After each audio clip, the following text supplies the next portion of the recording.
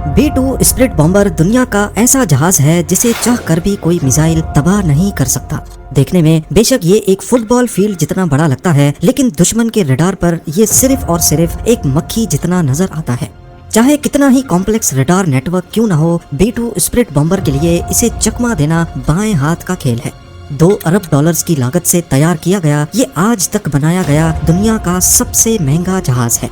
दूसरे जेट्स के मुकाबले में न सिर्फ खामोश बल्कि ये हीट सीकिंग मिसाइल्स के साथ साथ इंफ्रारेड गाइडेड मिसाइल्स को भी आसानी से धोखा दे सकता है। एक ऐसा जहाज जो चाहे तो दुनिया का नक्शा ही बदल सकता है। पर सोचने वाली बात यह है कि एक 52 मीटर चौड़ा जहाज आखिर रडार्स पर क्यों डिटेक्ट नहीं होता। इसमें ऐसी कौन सी साइंस है जिसे अमेरिका पिछले 37 ईयर से छुपा रहा है। ऐसा वाकया है जिसने दुनिया भर में अमेरिका का सर शर्म से झुका दिया था।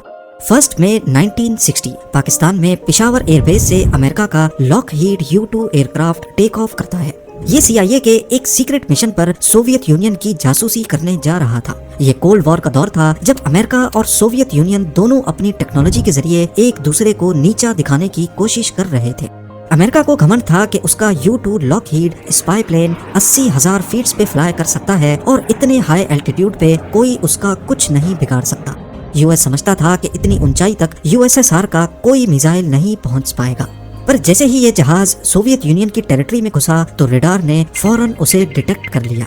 पहले तो उन्होंने कई फाइटर जेट्स भेजे और कई मिसाइल्स लॉन्च किए, लेकिन वाकई इतनी ऊंचाई पर हिट करना उनके बस में नहीं था। लेकिन फिर सोवियत यूनियन की मिलिट्री ने अपने S-75 डिवीना मिसाइल को प्लेन पे लॉक करके फायर कर दिया। इस मिसाइल के बारे में अमेरिका को भी पता था, लेकिन उनका ख्याल था कि सोवियत का S-75 भी इतनी ऊंचाई तक नहीं पहुंच सकेगा। पर उसके बाद जो हुआ वो अमेरिका के वहमो गुमान में भी नहीं था। S-75 ने 80,000 फीट पे उड़ते हुए U-2 लॉकहीड को इंतहाई परफेक्शन से हिट किया। प्लेन वहां के येकाटेरिनबर्ग नामी शहर के ऊपर गिरा और पायलट ने खुद को इजेक्ट कर लिया। शुरुआत में अमेरिका ने कहा कि ये नासा का वेदर रिसर्च प्लेन था, लेकिन जब सोवियत यूनियन ने कैप्चर किए गए पायलट और U-2 का सर्विलेंस इक्विपमेंट दुनिया के सामने रखा तो अमेरिका की पूरी दुनिया में बड़ी बदनामी हुई। इस वाक़े ने दोनों मुल्कों को ठीक ठाक सबक दिया। इसके बाद रशिया यानी सोवियत यूनियन ने अपने एयर डिफेंस पे काम करना शुरू कर दिया और अमेरिका ने ऐसी टेक्नोलॉजी पर जो रडार के सामने लिटरली इनविजिबल हो जाए। उस वक्त अमेरिका के पास B-52 बॉम्बर्स थे, लेकिन इस वाक़े के बाद ये बात कंफर्म हो गई कि रशियन टेरिटरी में दाखिल होने से पहले ही इसे गिरा दिया जाएगा। यानी अमेरिका चाह कर भी अपने न्यूक्लियर वेपन्स रशिया के खिलाफ इस्तेमाल नहीं कर सकता। और फिर 1976 तक USSR ने ऐसे सरफेस टू एयर मिसाइल बनाए जो 100 किलोमीटर दूर तक भी एयरक्राफ्ट को गिराने की सलाहियत रखते थे, जिनमें S-300 भी शामिल थे। इस वक्त USSR का एयर डिफेंस इतना स्ट्रॉन्ग हो गया कि अमेरिकन एयरफोर्स के एक जनरल ने कहा कि सोवियत यूनियन में अपना B-52 बॉम्बर भेजना ऐसा ही है जैसे मक्खी के छत्ते पर पत्थर मारना। यही वो वक्त था जब अमेरिका ने 1978 में एडवांस टेक्नोलॉजी बॉम्बर यानी ATB प्रोग्राम लॉन्च किया। इस प्रोग्राम का मकसद एक ऐसा बॉम्बर प्लेन बनाना था जो सोवियत यूनियन की टेरिटरी में जाए, उनके रडार्स के सामने बॉम्ब्स गिराए और बिना नोटिस हुए वहां से निकल जाए। अमेरिका की ये तमाम रिक्वायरमेंट्स पूरी की B-2 बॉम्बर ने, जिसकी पहली फ्लाइट 1989 में हुई, लेकिन दुनिया को ये 1997 में दिखाया गया। B-2 की सबसे बड़ी खासियत उसकी रडार से बचने की सलाहियत है। इस एयरक्राफ्ट का एक एक कोना ऐसे डिजाइन किया गया है कि जब रडार के सिग्नल्स इस पर पड़ते हैं तो वो वापस रडार तक नहीं पहुंच पाते, यानी उन सिग्नल्स की डायरेक्शन बदल जाती है। और इसी वजह से इसके डिजाइन में सिर्फ विंग्स हैं, ना फ्यूजलाज और ना ही टेल। नॉर्मल एयरक्राफ्ट्स में लगी ये वर्टिकल टेल फिन बड़ी आसानी से रडार में डिटेक्ट हो जाती है। एयर डिफेंस सिस्टम में लगे रडार्स का बहुत बड़ा नेटवर्क आपस में कनेक्टेड होता है और ये रडार्स आसमान में हर तरफ ऐसे सिग्नल्स भेजते हैं कि कोई एक कोना भी अनडिटेक्टेड ना रह जाए। ये सिग्नल्स नॉर्मली प्लेन की बॉडी से रिफ्लेक्ट होकर वापस रडार की तरफ जाते हैं और ऐसे उसकी मौजूदगी रडार में रिकॉर्ड हो जाती है। खासकर टेल फिन को बचाना नामुमकिन होता है, क्योंकि ये साइड से दिखने पर रडार्स के लिए एक मिरर का काम करती है। लेकिन B-2 स्प्लिट बॉम्बर की बॉडी ऐसे डिजाइन की गई है कि कहीं से भी रडार का सिग्नल आए तो वो टकराने के बाद उसी डायरेक्शन में रिफ्लेक्ट नहीं हो पाएगा, और इसी वजह से इसमें टेल रखी ही नहीं गई। इसका जिग-जैग डिजाइन सिग्नल्स को बिल्कुल ऑपोजिट डायरेक्शन में डिफ्लेक्ट कर देता है। B-2 बॉम्बर की कामयाबी के पीछे सिर्फ इसका डिजाइन ही नहीं बल्कि एक ऐसी कोटिंग भी है जो 100% रडार के सिग्नल्स को अपने अंदर एब्जॉर्ब कर लेती है। यूएस ने एक ऐसी सीक्रेट कोटिंग बनाई है जिसकी डिटेल्स अभी तक दुनिया से छुपी हुई हैं और इसी कोटिंग की वजह से B-2 बॉम्बर रडार पर 100% इनविजिबल हो जाता है। इसका रडार क्रॉस सेक्शन हैरत अंगेज तौर पे सिर्फ 0.0001 स्क्वायर मीटर है, यानी इसे डिटेक्ट करने का मतलब है आसमान में किसी मक्खी को डिटेक्ट करना। कंपेयर किया जाए तो रडार पर B-52 बॉम्बर एक 2 बेडरूम फ्लैट जितना नजर आता है, F-15 एक छोटे कमरे जितना, JF-17 एक सिंगल बेड जितना और रफाएल एक बड़े तकिए जितना नजर आता है। यानी B-2 बॉम्बर इन सब से 10 गुना बड़ा होने के बावजूद रडार पर सिर्फ एक मक्खी जितना दिखता है। एविएशन सिक्योरिटी की दुनिया में इस टेक्नोलॉजी को स्टेल्थ कहा जाता है और इसकी बुनियाद B-2 बॉम्बर से ही रखी गई। B-2 स्पिरिट बॉम्बर में सिर्फ दुश्मन के रडार से बचने की काबिलियत ही नहीं बल्कि इसका लो हीट सिग्नेचर इंफ्रारेड और हीट सीकिंग मिसाइल्स को भी चकमा दे सकता है। नॉर्मली एयर डिफेंस सिस्टम्स में इंफ्रारेड सर्वेलेंस सिस्टम्स भी होते हैं। ये सिस्टम जेट के पीछे से निकलने वाली हीट को डिटेक्ट करके कंफर्म करते हैं और फिर मिसाइल सिस्टम उसी हीट सिग्नेचर पर लॉक किया जाता है।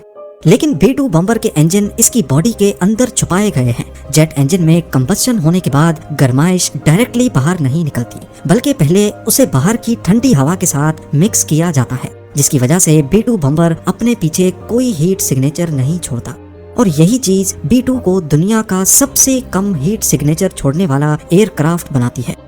ये ऐसा ही है कि अगर एक F-16 jet infrared surveillance system में 100 किलोमीटर दूर से डिटेक्ट हो जाता है तो वहीं B-2 बॉम्बर जब तक 10 किलोमीटर की रेंज में नहीं आएगा डिटेक्ट नहीं हो पाएगा। पर ये इतना नीचे उड़ता ही नहीं जो कभी इंफ्रारेड रडार पर भी डिटेक्ट हो सके। B-2 बॉम्बर हैरत अंगेज तौर पे 15,000 मीटर या फिर 50,000 फीट पे उड़ने की काबिलियत रखता है। इतनी ऊंचाई पर उड़ने की वजह से ये न सिर्फ इंफ्रारेड रडार से बच सकता है बल्कि ऊपर एटमॉस्फेयर पतला होने के बायस जहाज पर ड्रैग कम पड़ता है और फ्यूल एफिशिएंसी बेहतर हो जाती है, जिसकी वजह से ये और ज्यादा डिस्टेंस ट्रेवल कर सकता है। अपने फुल टैंक में B-2 बॉम्बर 11,000 किलोमीटर का डिस्टेंस बड़ी आसानी से तय कर सकता है। अब यहाँ आपको लग रहा होगा कि इसका रडार और इंफ्रारेड सर्वेलेंस सिस्टम पे नजर न आना शायद यही इसकी खास बात है, लेकिन नहीं। B-2 बॉम्बर को असल स्टेल्थ बॉम्बर बनाता है इसका ECM यानी इलेक्ट्रॉनिक काउंटर मेजर्स। B-2 के अंदर हाई टेक ECM सिस्टम्स लगे हुए हैं जो पहले ये देखते हैं कि दुश्मन के रडार की क्या फ्रीक्वेंसी है, फिर उसी फ्रीक्वेंसी पे झूठे सिग्नल्स भेजते हैं जिससे रडार पर B-2 की गलत लोकेशन शो होती है या फिर 20 अलग अलग लोकेशंस पर B-2 नजर आने लगता है, जबकि असल में वो सिर्फ एक जगह ही होता है।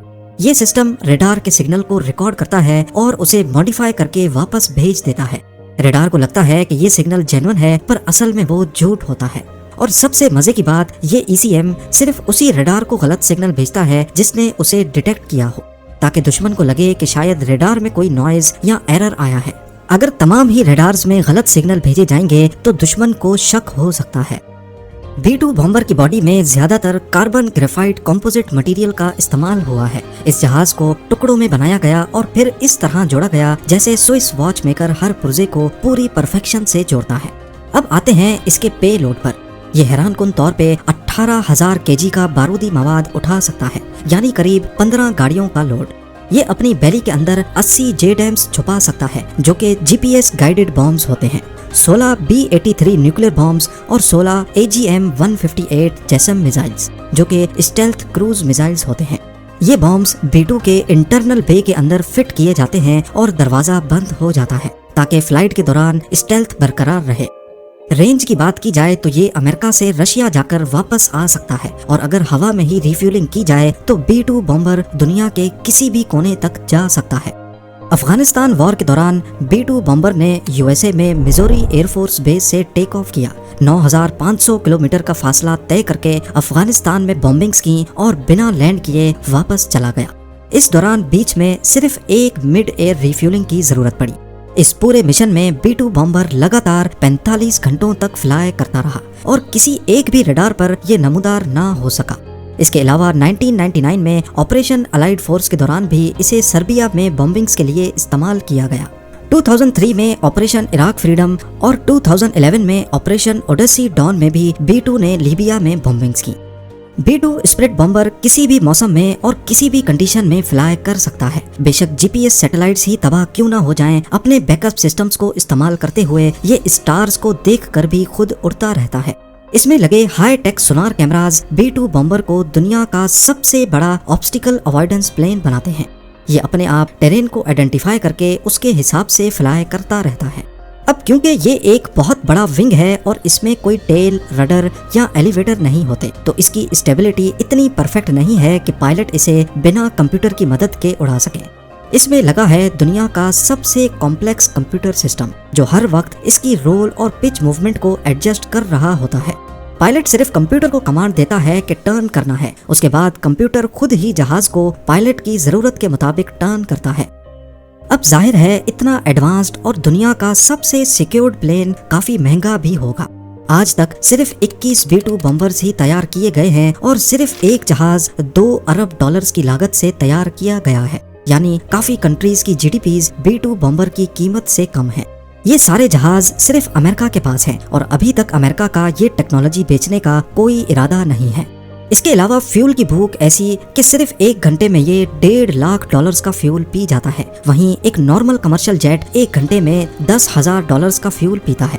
B2 बॉम्बर की मेंटेनेंस भी किसी आम जहाज से बहुत अलग है। हर फ्लाइट के बाद पूरे जहाज को सॉफ्ट वॉश किया जाता है और इस पर दोबारा से सीक्रेट स्टेल्थ कोटिंग की जाती है।